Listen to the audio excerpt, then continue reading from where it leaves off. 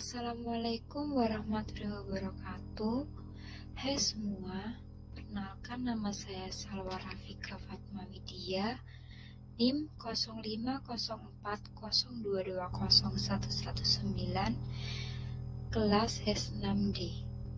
Di sini saya akan menjelaskan materi tentang penerapan hukum sengketa arbitrase.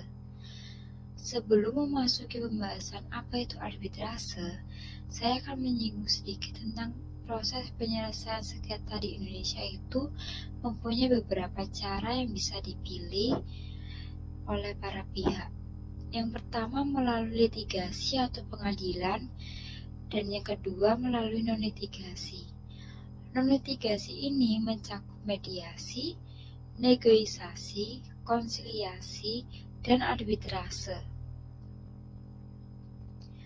Arbitrase di Indonesia merupakan sebuah lembaga yang sudah banyak sekali dipilih para pihak untuk menyelesaikan kasus kesengketanya. Meskipun saat melakukan penyelesaian arbitrase terjadi banyak sekali perbedaan pendapat, namun tidak menghilangkan makna arbitrase sebagai alternatif penyelesaian sengketa.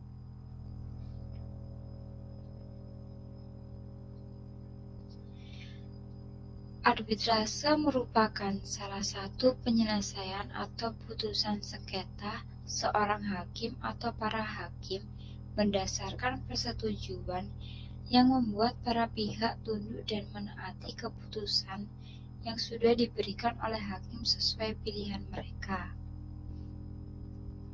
Pengadilan dan arbitrase memiliki perbedaan poin penting. Poin penting tersebut yaitu jika pengadilan menggunakan satu peradilan permanen atau standing court, sedangkan arbitrase sendiri menggunakan forum tribunal yang sudah dibentuk khusus dalam kegiatan penyelesaian arbitrase. Arbitrase bertindak sendiri sebagai hakim dalam mahkamah arbitrase. Lembaga arbitrase mempunyai landasan hukum yang tetap dalam sistem hukum nasional di Indonesia.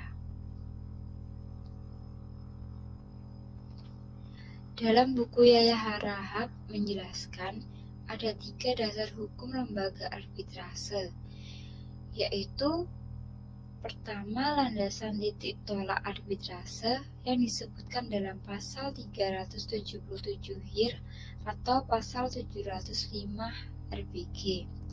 Kedua, landasan umum arbitrase disebutkan dalam pasal 615 sampai pasal 651 RV. Ketiga, landasan arbitrase asing disebutkan dalam UU Nomor 5 Tahun 1968 RV. Di dalam UU tersebut tidak sama sekali menyinggung arbitrase negara asing.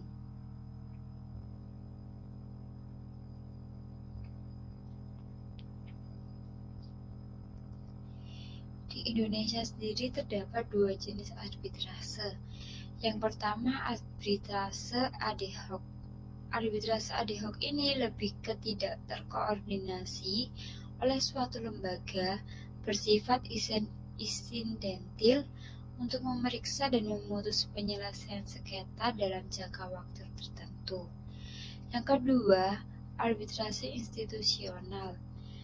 Arbitrase institusional ini lebih terkoordinasi oleh suatu lembaga, bersifat permanen, sehingga mengelola dan mengordinasikan bersifat secara tetap dan keberadaannya terus-menerus dalam jangka waktu yang tidak terbatas. Arbitrase memiliki 2 jenis yang sudah diakui eksistensinya dan kewenangannya untuk memeriksa dan memutus sengketa antar para pihak.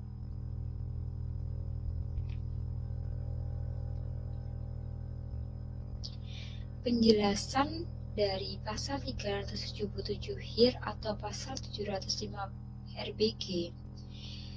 Hukum Indonesia memiliki peraturan mengenai arbitrase yang landasan hukumnya bertitik tolak dari pasal tersebut. Hukum tersebut menjelaskan bahwa jika orang Indonesia dan orang Timur Asing menghendaki perselisihan, mereka diputuskan oleh juru pisah, maka mereka wajib menuruti peraturan pengadilan perkara yang berlaku pada bangsa Eropa. Landasan titik tolak keberadaan arbitrase dalam praktik hukum Indonesia menegaskan para pihak yang bersengketa untuk 1. Menyelesaikan sengketanya melalui juru pisah atau arbitrase. Kedua, arbitrase diberi fungsi dan kewenangan untuk menyelesaikan dalam bentuk keputusan. Ketiga, para pihak maupun arbiter wajib menaati peraturan hukum acara yang berlaku. Dari pasal 377 HIR atau pasal 705 RBG, memungkinkan para pihak yang bersengketa untuk menyelesaikan dan membawa perkaranya di luar pengadilan jika mereka menyetujuinya. Pasal 615 hingga pasal 623 itu mengatur perjanjian dan pengangkatan para arbitrator atau arbiter. Pasal 624 hingga pasal 640 mengatur putusan arbitrase. Pasal 641 hingga pasal 647 mengatur upaya-upaya hukum terhadap putusan arbitrase. Pasal 648 hingga pasal 651 mengatur berakhirnya acara-acara arbitrase.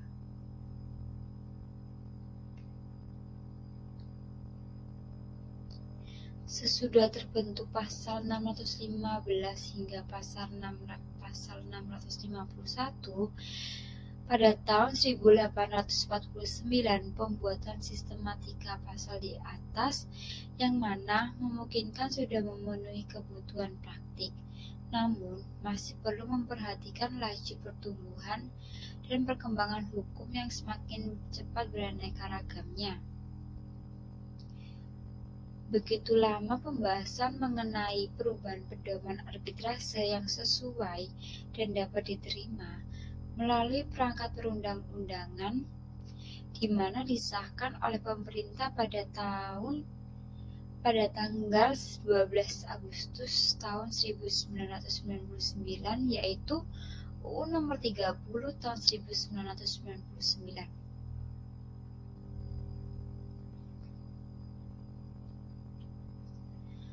Undang-Undang Nomor 30 tahun 1999 ini menyebutkan cara penyelesaian suatu sengketa arbitrase di luar pengadilan umum didasarkan atas perjanjian tertulis dari pihak yang bersengketa, namun tidak semua sengketa yang bisa diselesaikan menggunakan arbitrase.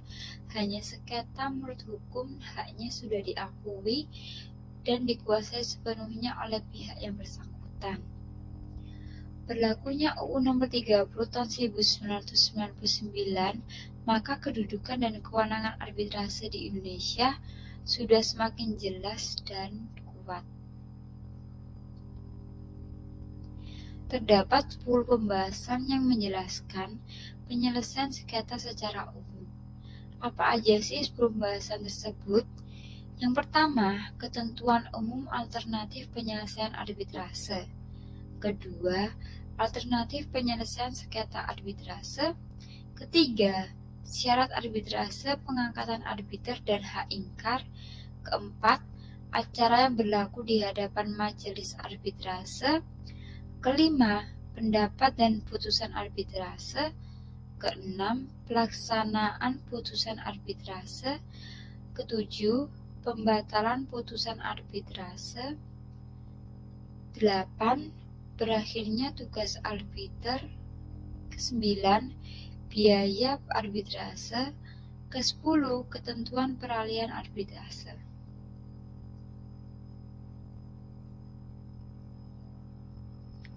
Pada UU Nomor 30 tahun 1999 ini menyediakan berupa peranata pilihan penyelesaian sengketa secara damai yang bisa ditempuh pihak untuk menyelesaikan sengketanya. Selain itu, pasal tersebut menjelaskan bagaimana mengatur pilihan sengketa lainnya. Dalam filsafat yang melatar belakangi pengesahan UU tersebut mengatakan bahwa berdasarkan peraturan perundang-undangan yang berlaku dapat diajukan ke pengadilan umum untuk menyelesaikan sengketanya dan diajukan melalui arbitrase dan alternatif penyelesaian sengketa. Kedua, peraturan perundang-undangan kini berlaku untuk menyelesaikan sengketa melalui arbitrase yang tidak sesuai dengan perkembangan dunia dan peraturan hukum pada umumnya. Ketiga, berdasarkan pertimbangan dan alasan-alasan, maka perlu dibentuk undang-undang tentang arbitrase yang mana muncullah UU Nomor 30 Tahun 1999 ini.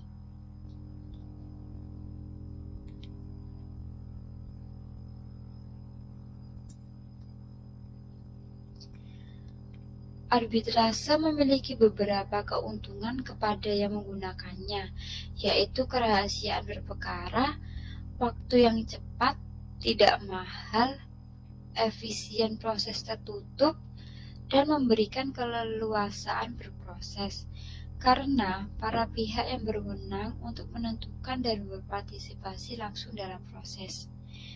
Namun, arbitrase juga memiliki kekurangan dalam menjalankan tugas penyelesaian sengketa. Kekurangan dalam melaksanakan penyelesaian sengketa yaitu menyatukan para pihak yang memilih peraturan arbitrase yang akan digunakan, jadwal yang akan menjadi panjang mengakibatkan biaya dan pembuat jadwal semakin lambat. Selain itu, juga mempengaruhi kualitas keputusan yang mana tidak adanya sebuah kewajiban akan adanya preseden hukum atau legal precedent. Apa sih legal precedent tersebut? Legal precedent adalah ketertarikan hasil putusan arbitrase sebelumnya. Biasanya proses yang seperti itu membahas kasus perburuhan yang melibatkan pemerintah atau serikat buruh yang akan membuat prosesnya menjadi kaku dan formal. Cukup sekian penjelasan materi penerapan hukum sengketa arbitrase. Mohon maaf jika ada kekurangan. Buah kedondong buah semangka. Cukup sekian dan terima kasih. Wassalamualaikum warahmatullahi wabarakatuh.